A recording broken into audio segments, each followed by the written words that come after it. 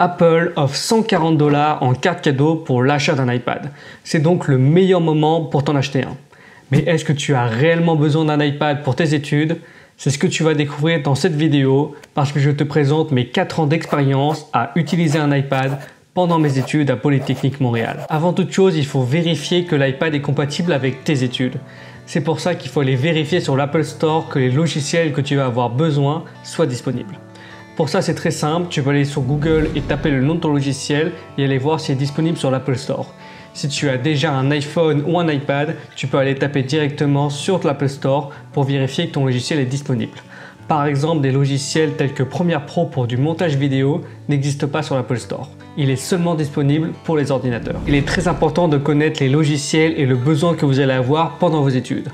En effet, la plupart des logiciels ne sont pas disponibles sur les iPads. Il faut également faire attention parce que même si les logiciels sont disponibles sur les iPads, en général, c'est une version un peu plus légère que celle sur les ordinateurs.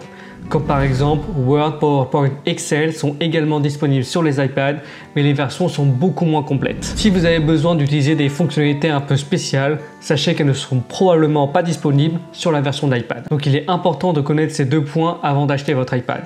Sinon, vous allez vous retrouver avec un outil que vous n'allez pas pouvoir utiliser. Maintenant que tu sais que l'iPad est compatible avec tes études, tu es allé voir sur l'Apple Store, puis tu t'es rendu compte qu'il y avait une énorme gamme d'iPad et tu ne sais pas lequel choisir. C'est pour ça que je vais tous te les présenter et te les comparer afin de te guider sur ton choix d'iPad. Tout d'abord, il y a l'iPad mini qui est en 8,3 pouces. C'est le plus petit iPad qui va exister. Ensuite, il y a l'iPad en 10,9 pouces. C'est l'iPad le plus low cost qui vous permet de prendre des notes. Après, il y a les iPad Air, c'est la nouvelle génération d'iPad qui est disponible en 11 pouces ou en grand format en 13 pouces. Et enfin, on a la gamme premium d'iPad Pro qui est disponible en 11 pouces ou en 13 pouces. Il y a également les accessoires tels que l'Apple Pencil qui va vous permettre de prendre des notes et l'Apple Keyboard qui vous permet de taper du texte et d'écrire comme par exemple sur les documents Word. Personnellement, je ne vous recommande pas de prendre l'iPad mini parce qu'il est vraiment très petit. En effet, même s'il est vraiment portable grâce à sa petite taille, ce n'est vraiment pas très pratique de pouvoir écrire dessus, surtout lorsque vous allez prendre des notes pour vos cours. Ce petit écran ne facilite pas du tout la prise de notes. Je te conseille plutôt d'aller sur l'iPad, l'iPad Air ou l'iPad Pro. Pour te guider sur ton choix, je vais te donner quelques spécifications sur ces iPads. Tout d'abord, l'iPad qui commence à 499 $. C'est la version d'Apple la plus low cost mais qui permet de prendre des notes sans aucun problème. Le seul inconvénient, c'est que ça va prendre en charge l'Apple Pencil de première génération qui se charge en USB-C. Donc c'est assez contraignant de devoir charger l'Apple Pencil. De plus, l'iPad ne bénéficie pas des puces silicone qui sont les dernières puces d'Apple qui permettent d'avoir les nouvelles mises à jour et technologies. Donc si l'iPad va seulement te servir à prendre des notes vraiment de base et que tu n'as pas besoin d'un outil très performant, l'iPad à 499 $ va te suffire. Cependant, si tu veux une machine qui va te durer et avoir de la puissance, je te conseille de passer sur l'iPad Air. En effet, pour moi, l'iPad Air est le meilleur deal de tous les iPads pour les étudiants parce qu'il a un prix de 799 $ et il peut bénéficier de l'Apple Pencil deuxième génération et l'Apple Pencil Pro, ce qui te permet d'avoir un Apple Pencil qui est beaucoup plus agréable et en plus tu peux le recharger par induction. Ce qui fait que peu importe à quel moment tu vas l'utiliser pour prendre des notes, il sera toujours chargé à 100%. Ce qui n'est vraiment pas négligeable lorsque tu dois prendre des notes, c'est vraiment contraignant de devoir attendre qu'il charge. En plus, il est disponible en 11 pouces ou 13 pouces, donc en fonction de ce que tu veux, si tu sais plus gros, un grand format, le 13 pouces est vraiment super agréable pour prendre des notes. Avoir un très grand écran est vraiment pratique lorsque tu fais du multitasking, c'est-à-dire avoir plusieurs fenêtres en même temps. En plus, l'iPad Air bénéficie des puces silicone, ce qui signifie que tu as les puces d'Apple qui sont les plus puissantes et tu auras des mises à jour, ce qui va augmenter la durée de vie de ton iPad. Et enfin, on a l'iPad Pro qui commence à 1399 $. Donc là, tu te rends compte que le budget augmente très rapidement, mais tu as quelques petites fonctionnalités qui sont vraiment très agréables sur l'iPad Pro, comme par exemple un écran OLED, ce qui fait que les pixels noirs seront vraiment éteints et noirs, ce qui consumera beaucoup moins de batterie que les pixels sur un LCD par exemple. Et en plus, tu as une meilleure résolution d'écran. Avec cela, tu as également un rafraîchissement à 120 Hz, ce qui fait que quand tu écris, c'est beaucoup plus fluide.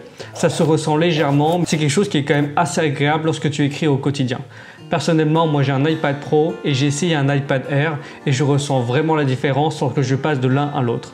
Le 120 Hz, c'est vraiment très agréable. Globalement, l'écran et le rafraîchissement vont être les seules grosses différences avec un iPad Air. Donc si c'est quelque chose qui n'est pas forcément très important pour toi, l'iPad Air va être parfait. Encore une fois, comme je disais un peu plus tôt, l'iPad Pro coûte vraiment très cher et pour les étudiants, l'iPad Air est vraiment le meilleur deal. Cependant, si tu as le budget, je te conseille de foncer pour un iPad Pro, tu ne seras absolument pas déçu. Si pour le moment cette vidéo te plaît, abonne-toi à ma chaîne YouTube, like cette vidéo et partage-la sur tes réseaux sociaux, ça aide énormément ma chaîne YouTube. Donc maintenant que la gamme d'iPad est beaucoup plus claire, je vais te parler de mon expérience à utiliser mon iPad pendant mes 4 ans à Polytechnique Montréal. Tout d'abord, moi j'ai acheté l'iPad Pro 13 pouces avec la puce silicone M1. Donc c'est les puces Apple qui sont très puissantes, qui fait que j'augmente la durée de vie de mon iPad parce que mon appareil va avoir des mises à jour beaucoup plus longtemps. Au quotidien, c'est vraiment super agréable de pouvoir écrire sur un écran aussi grand, spécialement lorsque je dois faire du multitask, c'est-à-dire avoir plusieurs fenêtres en même temps. Donc je peux prendre des notes et ouvrir une page internet. À partir de là, c'est vraiment très facile de pouvoir écrire tout ce que je veux, de prendre et mettre des images dans mes documents. Je profite vraiment d'avoir ce grand format. Surtout que j'utilise mon iPad quotidiennement avec mes cours. Donc avoir le 120 Hz, c'est vraiment très agréable lorsque je prends des notes et je le ressens vraiment au quotidien. Personnellement, j'ai seulement acheté l'Apple Pencil parce que je prends principalement des notes manuscrites. En effet, j'utilise très peu mon iPad pour taper directement à l'ordinateur et faire du traitement de texte. Donc pour moi, ça n'avait pas d'intérêt d'acheter le keyboard. Ce que j'aime beaucoup avec l'iPad, c'est qu'il est vraiment très léger et très fin. Donc c'est très facile de pouvoir le transporter absolument partout. Cependant, la version 13 pouces est assez lourde. Finalement, c'est un iPad qui est vraiment très pratique lorsque l'on reste au bureau et qu'il est posé. Mais si je dois faire beaucoup de déplacements et l'avoir tout le temps dans mon sac à dos, le 11 pouces est beaucoup plus léger et beaucoup plus transportable. Donc c'est quelque chose à prendre en considération si tu es plutôt en train de bouger tout le temps ou si tu es quelqu'un qui est plutôt fixe à ton bureau. Il faut regarder lequel te conviendra le mieux. Ce qui est également super pratique, c'est que l'iPad a un USB-C. Donc tu peux brancher une souris et un clavier en Bluetooth et brancher un USB-C à ton iPad afin de le brancher sur un écran externe, ce qui te permet d'avoir un setup d'ordinateur. Donc rien ne t'empêche de le brancher sur un plus grand écran afin de faire toutes tes tâches. L'avantage également de l'iPad Pencil, c'est que tu prends des notes manuscrites. Donc pour tous les cours de sciences, que tu fais des maths, des schémas, des graphiques, c'est vraiment super pratique et beaucoup plus que l'ordinateur. Ce que j'aime particulièrement avec l'iPad, c'est la prise de notes. C'est pour ça que l'Apple Pencil rend ça beaucoup plus intuitif et agréable. J'utilise plusieurs applications de notes que je vais te détailler juste après, qui me permet d'utiliser mon iPad. Pour faire des schémas ou faire des graphiques ou même les insérer d'internet, c'est super intuitif. Honnêtement, c'est quand même beaucoup plus pratique qu'une feuille de papier. Je ne peux plus passer mon iPad. Cependant, je suis assez déçu de son autonomie. En effet, je ne peux jamais partir de chez moi sans mon chargeur. Je suis obligé de le recharger à peu près à la moitié de ma journée à Polytechnique, sinon j'ai plus de batterie. Si tu comptes acheter l'iPad et les accessoires, c'est-à-dire ton Apple Pencil et le clavier, sache que ça va te coûter plus cher qu'un ordinateur. Je t'ai fait une comparaison. Si tu achètes un iPad Air 13 pouces avec l'Apple Pencil et le clavier, ça te coûtera plus cher que d'acheter un MacBook Air, ce qui est à peu près l'équivalent en termes de puissance et de taille d'écran.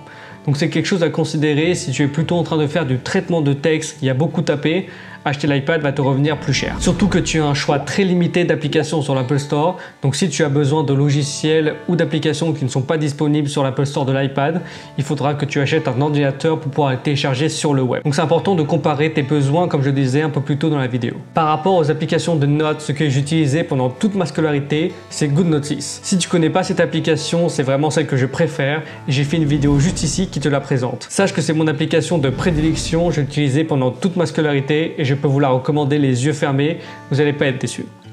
Si jamais vous préférez d'autres applications, il y a également Notability qui est l'application d'Apple. Je sais que la plupart des gens hésitent entre GoodNotes et Notability. Honnêtement, il n'y en a pas vraiment une qui est meilleure que l'autre. C'est à vous de faire votre choix en fonction des fonctionnalités qui sont disponibles.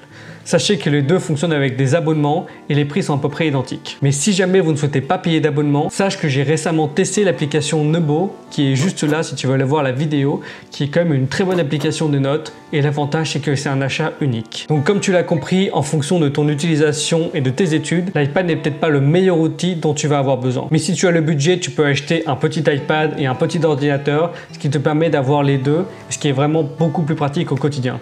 Personnellement, un iPad ne peut pas remplacer un ordinateur et un ordinateur ne peut pas remplacer un iPad. C'est deux outils qui sont vraiment à part. Si tu n'es pas toujours certain s'il te faut un ordinateur ou un iPad, j'ai fait une vidéo juste ici qui te compare l'iPad versus l'ordinateur.